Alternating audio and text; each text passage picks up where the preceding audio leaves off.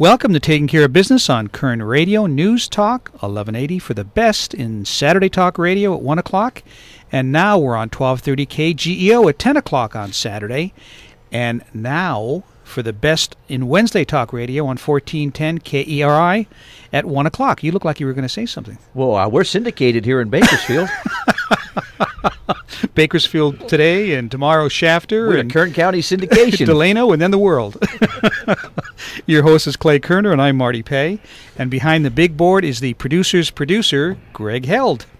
Hey, Clay, that was a great show last week with Matthew Lysick from the New York Daily News. He wrote that great book called The Choice. The Choice. Ronald Reagan versus Barack Obama, the election of 2012. Did we ever decide who was going to win that election? Well, yeah, I think you disagreed with his conclusions, but he thinks that he thinks Romney's going to be the nominee. No, which I we meant all do. the Reagan-Obama. Well, okay, let me answer your question. You're too slow, Marty. He feels like Reagan would win the election, and he also feels like Romney would win the election, and I know you don't feel that. Well, I don't feel it. I just pray that. You pray it'll happen, but you don't think it'll happen. Right. I think if Romney gets out of the box and starts going after Obama like he went after Gingrich and Santorum, it'll happen. If he doesn't, if he plays McCain's game, it is not going to happen. He has started going after Obama. Which is good. You know, the other thing, though, is I think a lot of it depends on who Romney, which I know a lot of people disagree with me on, but who he gets as a running mate. I think if he gets Rubio, I think that'll set him up just nicely. Where I like Allen West. Well, I like Allen West, too, a lot, but I think it's not quite his time yet. He's only a first-term congressman. But then again, how about Rubio? Yeah, first-term senator. That's true. Good point. Our second guest, Brenda Walsh from DoSalute.net.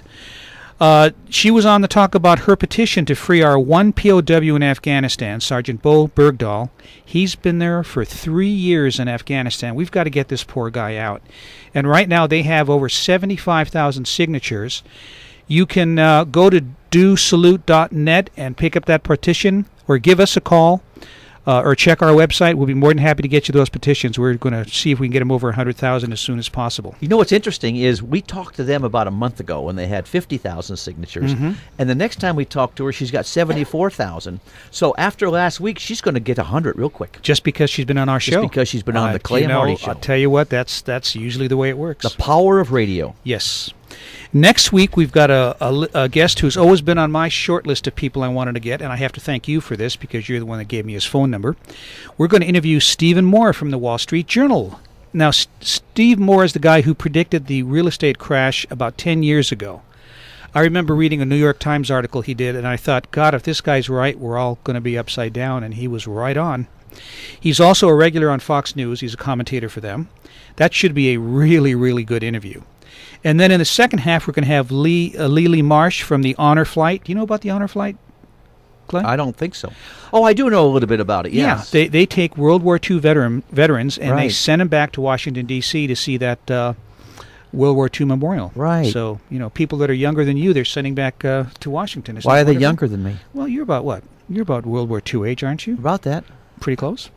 And then after that, we're going to have Wendy Porter. She's going to give us an update on Jeremy and Wesley, and she's going to talk about the Wounded Heroes Fund a little bit. I'm anxious to hear where Jeremy and Wesley are and how they're doing. Yeah. We need to really support those guys. Yes, we do, and they're halfway through this thing, and they're running out of money, so any kind of donation you can make would definitely be appreciated.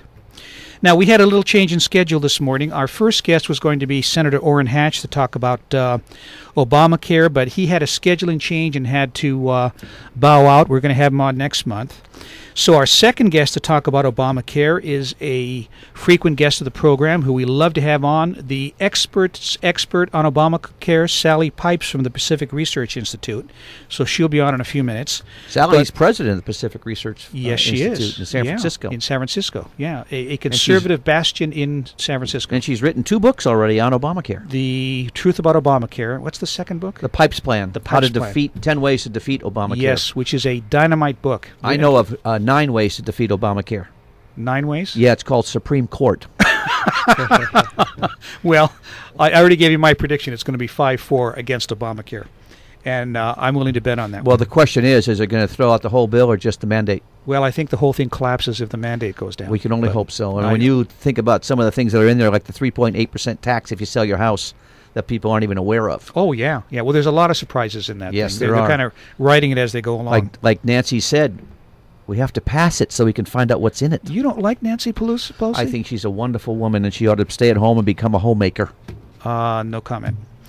But right now in studio listening to all this poor guy, we have our city councilman from Ward 7, Russell Johnson. Russell, welcome to Taking Care of Business. Hey, Marty and Clay, thanks for having me on. You know, this is the most syndicated Kern County radio show I think I've ever been on. So, right. Or the first syndicated radio show, I should say, I've ever been on. So, well, as you move up in politics, you'll be on more of them because you're a pretty sharp guy. well, you know, I think my mom just raised me right, so. Oh boy, I like that. See, that's already hitting the family values right And out your of the dad chute. had nothing to do with it, right? Oh, my dad had everything to do with Okay. it. But, you know, I was really intrigued by the conversation you guys were having about the presidential election. And it reminded me of, I was back in D.C. with one of my clients back maybe about a year ago in June.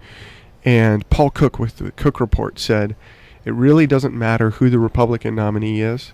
All that matters is where the economy is in late August 2011 is to determine who's going to win the presidency. You mean 2012? I'm sorry, 2012. Yeah. Yes. Yeah, and I totally agree with you. Yeah. If it's a healthy economy, Obama's going to win re-election. Yep. Yeah, I totally agree.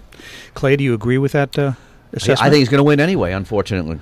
I hope not. I don't think so. But Yeah, I hope not either. Now, you know, speaking of rising stars, I keep on seeing your name as a rising star in the Republican Party. Do you have any aspirations beyond city council? Well, you know, right now I'm focused on city council. I've got some big projects I want to get done.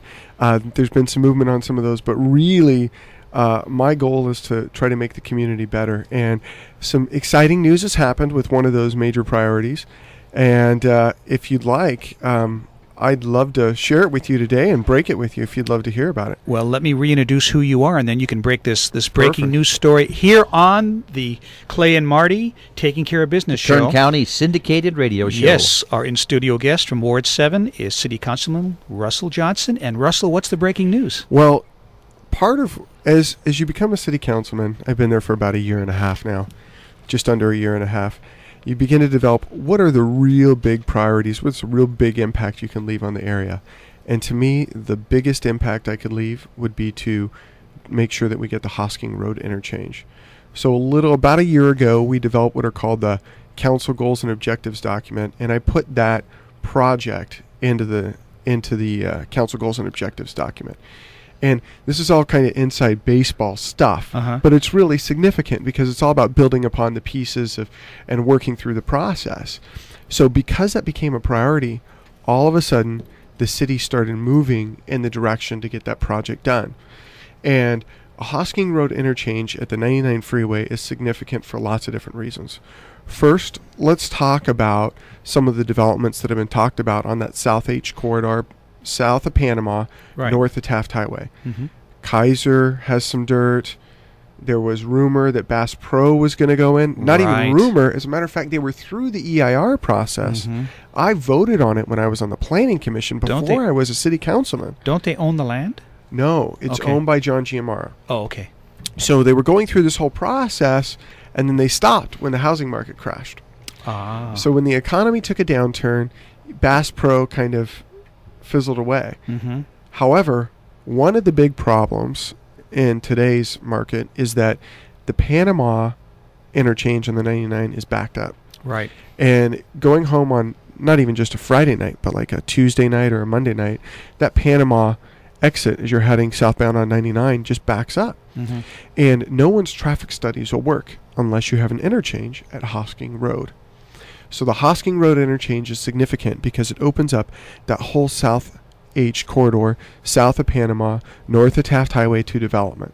And as that goes through, that means jobs, that means development, that means sales tax revenue for the city of Bakersfield. It's a win-win across the board. And when I ran for office, one of the things I told folks is I was going to do what I could to promote job growth and investment in our community. And building the Hosking Road interchange from the city's perspective is the number one thing we could do within Ward 7 to work on job growth.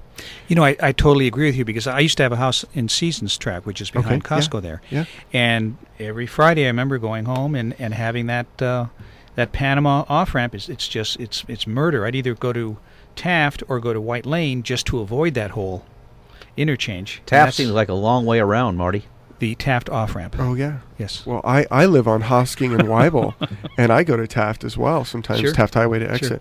But with all this, the city's been putting all the pieces together, Mhm. and we made an important milestone recently, just a few weeks ago, and we have acquired all of the dirt for the Hosking Road interchange. Mhm. So now the city has all the dirt, and that's a huge step in the process to make it a shovel-ready project. Perfect. When we come back, let's talk a little bit more about it, okay? Great. Our guest in studio is Russell Johnson from Ward 7. We'll be back on Taking Care of Business on Current Radio, News Talk 1180.